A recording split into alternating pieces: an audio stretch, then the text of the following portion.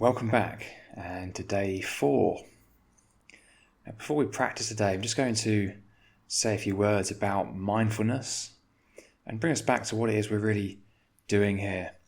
There's a myth, I think, in regards to meditation that we are looking to stop thoughts.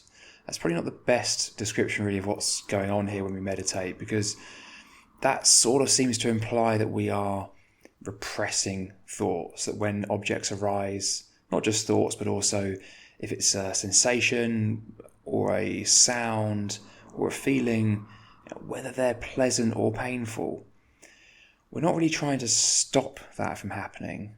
We're not trying to push them away or chase after them, in fact. What we're doing is we are making it conscious. So it's a very subtle difference. So the way you practice this in mindfulness is that we bring the attention back to the breath. We do it when we've noticed that the mind has wandered and we've noticed what the mind has been caught up on. So the way to tell is that if something is just bringing our attention away from the object repeatedly, then we can use mindfulness to actually see that object more clearly, to make it conscious, and then it can be properly dealt with and run its course. So at that point, it is then truly let go of. And from there on in, it's not going to be able to rear its head as we are trying to concentrate on the object. So when we talk about concentration, this is really a byproduct of having purified the mind in this way. It's not a product of pushing things away or of stopping thoughts. It is a product of making the unconscious content conscious, dealing with it in consciousness, seeing it clearly, and then bringing the attention back to the object. So you can let go of all of that now and just take a comfortable position in your seat or on the floor.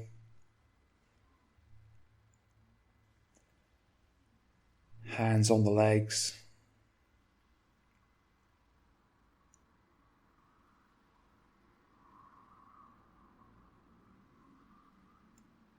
And just closing your eyes when you're ready.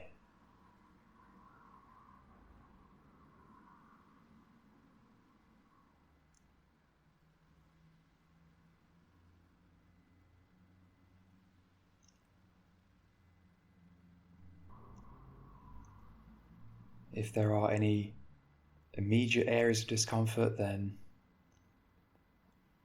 early in the session is usually a good time just to rectify those.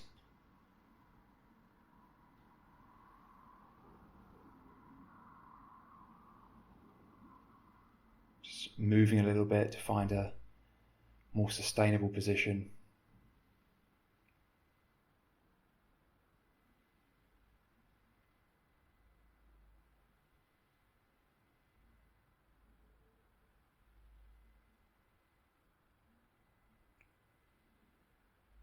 Just being still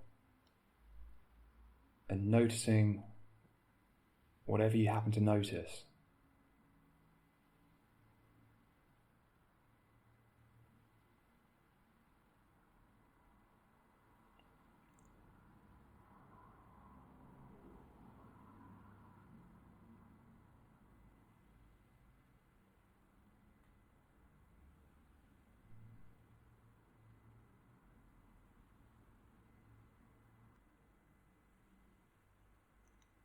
Just bringing your attention to the breath now.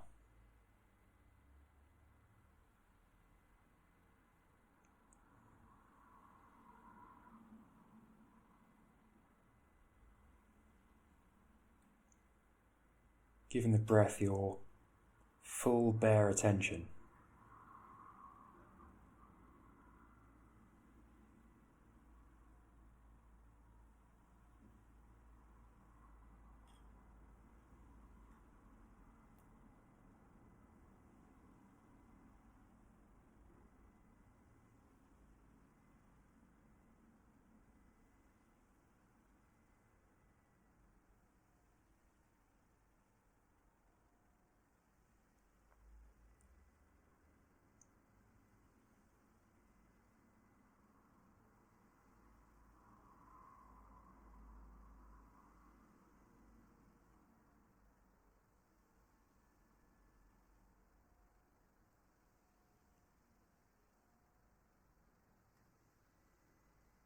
When you notice the mind has wandered, no problem, but as soon as you notice, just bring the attention back to the breath.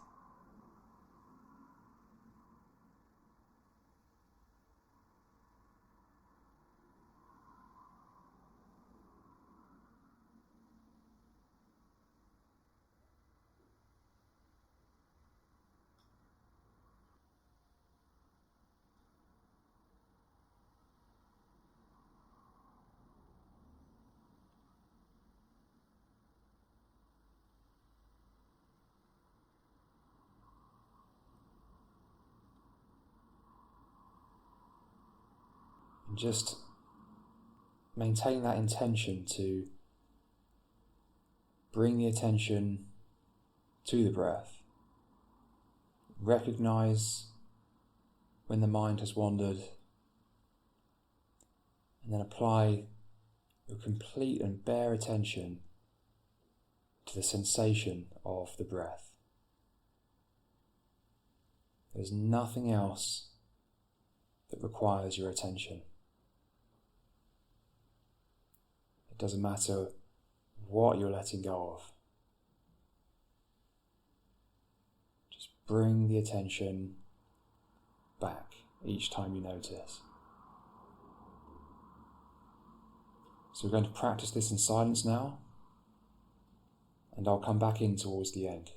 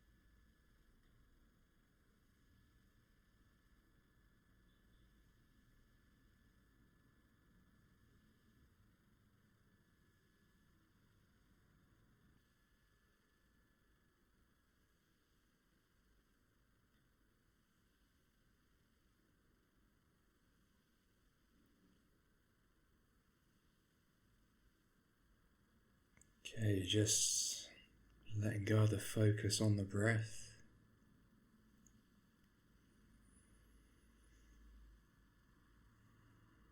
Just noticing whatever you happen to notice.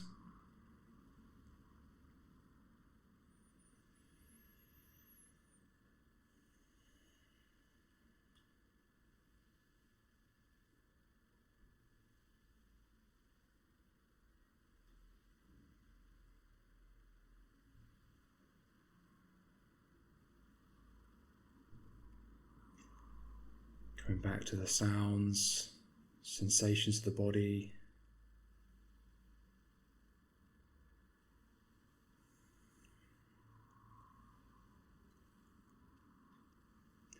And opening your eyes when you're ready.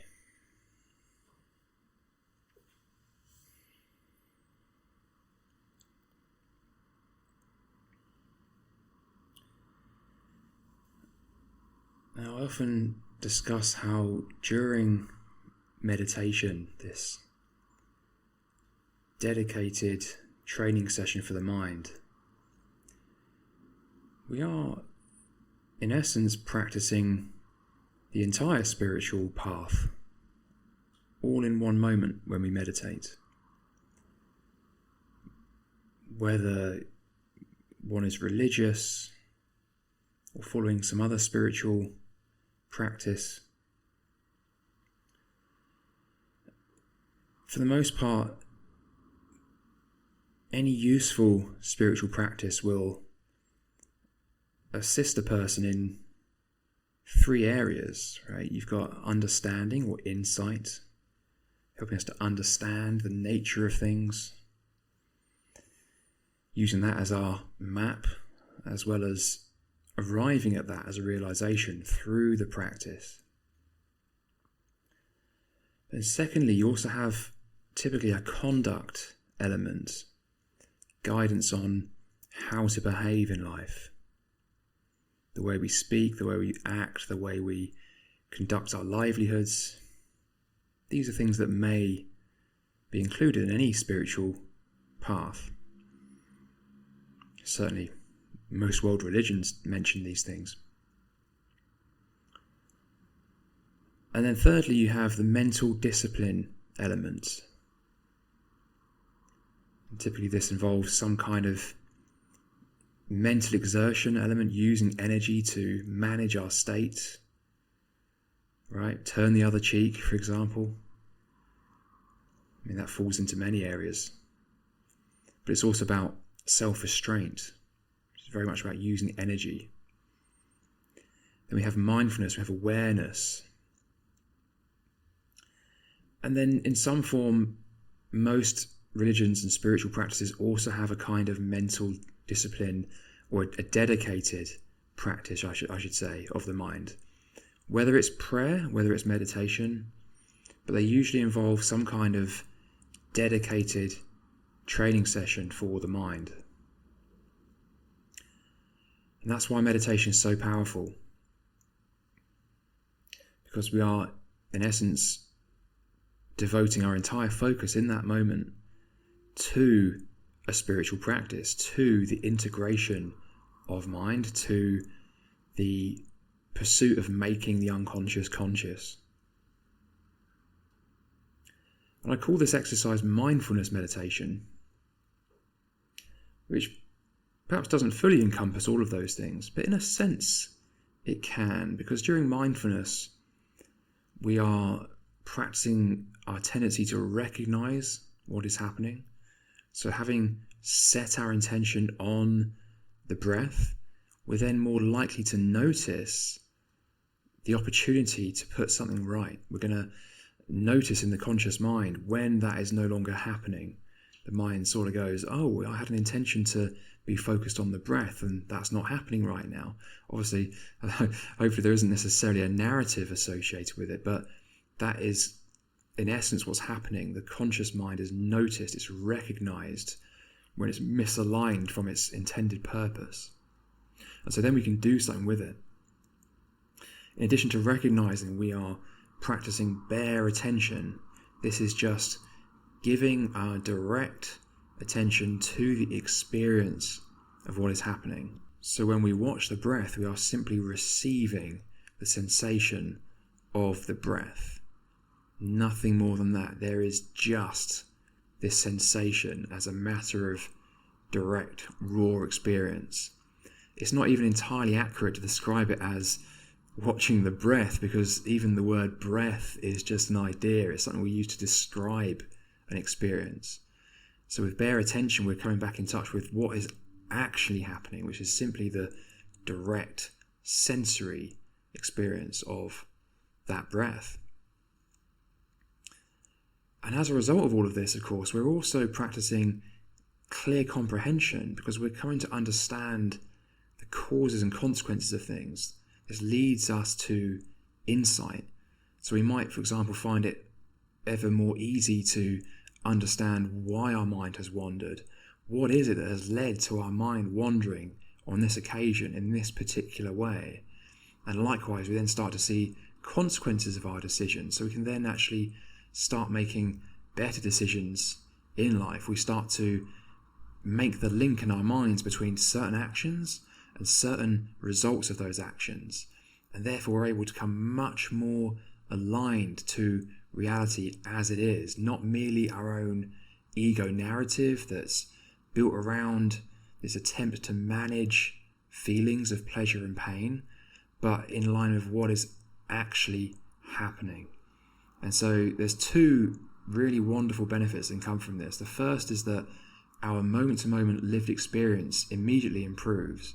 We just feel a lot lighter because we're not getting swept up in the compulsions of each moment that are coming from the unconscious mind, that have been conditioned and maybe were useful at some point in the past, but at this particular moment are actually creating conflict and leading to suffering in this moment.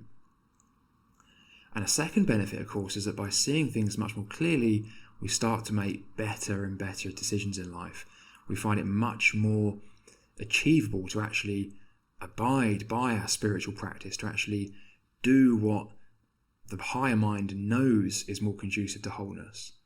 And so by making more and more wholesome decisions in life, guess what? That just continues to improve the quality of our lived experience even more. And over time, the amount of misalignment, the amount of conflict and suffering we actually experience just gradually diminishes over time, and life just gets a lot easier. So that is the value of meditation and mindfulness specifically.